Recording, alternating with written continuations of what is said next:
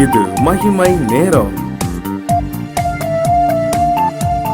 ஆண்டவர் உலகரட்சகருமாய் இருக்கிற இயேசு கிறிஸ்துவின் ஈடு இணையற்ற பரிசுத்த நாமத்தில் என் அன்பின் வாழ்த்துக்கள். இந்த நாளிலும் உபாகமம் புஸ்தகத்தை குறித்து நாம் தியானிக்க போகிறோம். தொடர்ச்சியாக நம்ம ஒரு சின்ன அவுட்லைனை, எல்லா புஸ்தகத்தினுடைய அவுட்லைனை பார்த்து கொண்டு வருகிறோம். இந்த நாளிலும் உபாகமத்தின் புஸ்தகத்தை குறித்து நாம் தியானிக்கிறோம். இது எழுதிய ஆசிரியர் ஏற்கனவே சொன்ன 5 ஆகமத்தை எழுதியவர் மோசேன்னு சொல்லி, இதையும் பரிசுத்த மோசே தான் இந்த அதிகாரத்தையும் எழுதினவர். இதில் பார்த்தீங்க அப்படின்னா,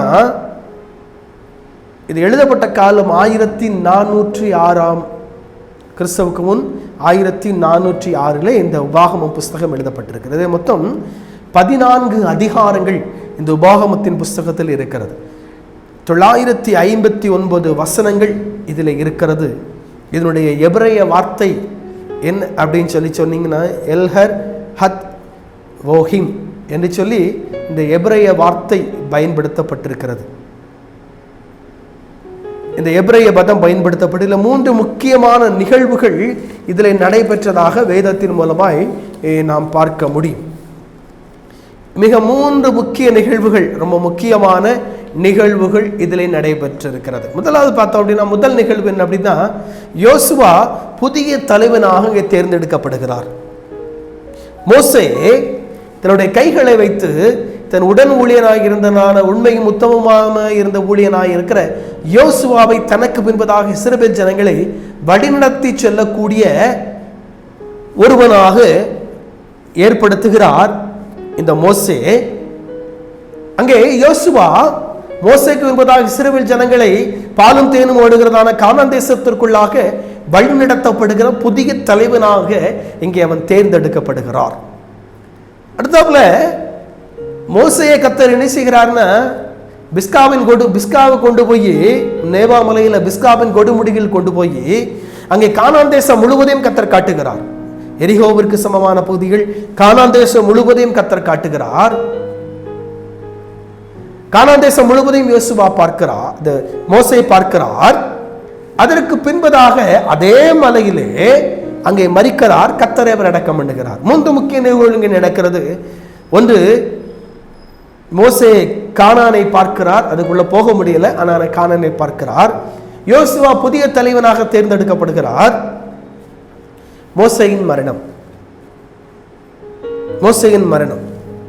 இந்த 3 முக்கிய நிகழ்வுகள் இங்கே நடக்கிறது. ஆண்டவர் மோசேயை பாலும் தேனும் ஓடுகிறதான கானான் தேசத்திற்குள் தான் இஸ்ரவேல் ஜனங்களை வழிநடத்தி செல்லும்படியாக அழைத்து சென்றார். அதுக்கு தான் அவரை தேர்ந்தெடுத்தார். வனாந்திரத்திலிருந்து அவரை கூட்டிட்டு பார்வோனிடத்துல கொண்டு போறார். என்ன விட்டுரு ஆண்டவரே அப்படிங்கிறார். இல்ல நீ தான் அதுக்கு பொருத்தமான நபர், வான் கூட்டிட்டு போறார்.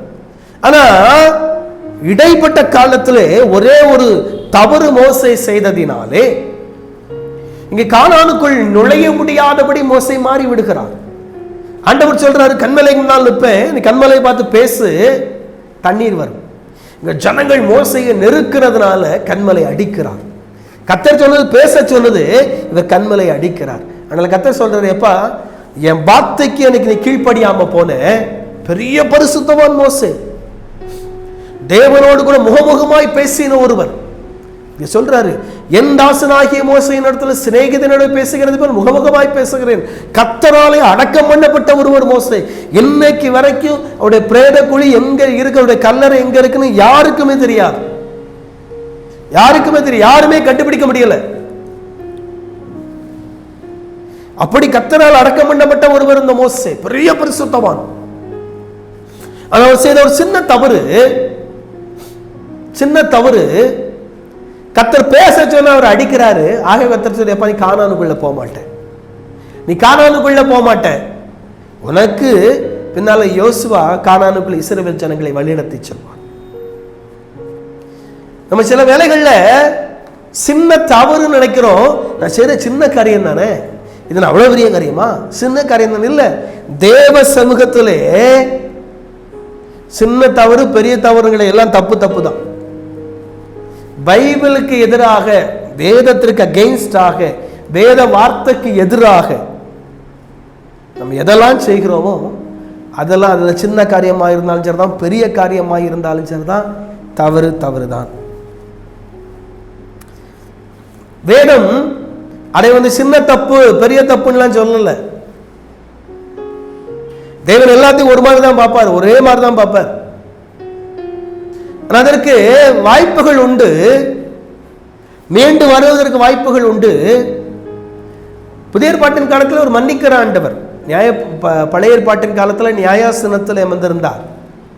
ஆனால் புதிய ஏற்பாட்டின் காலத்தில் மன்னிக்கிற ஆண்டவர். ஏன் அப்படின்னா, அப்பா பிதாவை என்று அழைக்கப்படக்கூடியதான புத்திர சுவிகாரத்தின் ஆவி ஆண்டவர் நமக்கு தந்திருக்கிறார். அவருடைய பிள்ளைகளாக நம்மை முத்திரை குத்தி இருக்கிறார். அவருடைய ரத்தத்தை சிந்தி நம்மை மீட்டு கழுவி சுத்திகரித்திருக்கிறார். ஆகவே நம் செய்த தவறுக்கு மன்னிப்பு கேட்க ஆண்டவர் மன்னிக்கிறார். பழைய ஏற்பாட்டின் காலம் டிஃபரன்ஸ். புதிய ஏற்பாட்டின் காலம் கிருபையின் காலம். ஆனா கிருபையின் காலம் சொல்லிட்டு தவறு செஞ்சுக்கிட்டே இருக்க முடியாது. கிருபையின் காலம் சொல்லிட்டு நான் போன பாதையிலே போய்கிட்டு இருப்பேன், நான் என்ன செஞ்சாலும் கர்த்தர் மன்னிச்சிருவாரு, நான் என்ன தவறு செய்தாலும் ஆண்டவர் மன்னிச்சிருவாரு, நான் எதை செய்தாலும் கர்த்தர் மன்னித்து விடுவார். இல்ல, அப்படி இல்லை. மன்னிக்கிற ஆண்டவர், ஆனாலும் அதுக்கு ஒரு லிமிட்டேஷன் உண்டு. ஒரு லிமிட்டேஷன் உண்டு, அதை நாம் புரிந்து கொள்ள வேண்டும். அந்த லிமிட்டேஷன் நாம் புரிந்து கொள்ளாததுனாலே சில வேளை இருக்கிறது கிருபையின் காலத்தில் இருக்கிறேன் அப்படின்னு ஓடிடும். இந்த மோசே ஆண்டவருடைய வல்லமையான ஒரு தீர்க்கதரிசி தான், முகமுகமாய் தரிசித்தவர். ஆனால் கானானுக்குள்ள போக முடியல. உங்களுடைய வாழ்க்கையில தவறு இருக்குமானால், ஆண்டவருக்கு பிரியமில்லாத காரியம் இருக்குமானா இன்னைக்கு ஒதுக்கி வைங்க, இல்லை நான் பரலோகத்தை நம்ம இழக்க நேரிடும். தலைகளை தாழ்த்தி ஜெபிப்போம். அன்பின் ஆண்டவரே, நீர் எங்களோடு கூட பேசினபடினால் உமக்கு நன்றி. மோசே கானானை இழந்து போனான் ஆண்டவரே, ஆனாலும் நாங்கள் இந்த பரலோக ராஜ்யத்தை இழந்து போகாதபடி நீர் எங்களை பாதுகாத்தார். இயேசுவின் நாமத்தில் ஜெபிக்கிறோம் பிதாவே, ஆமென்.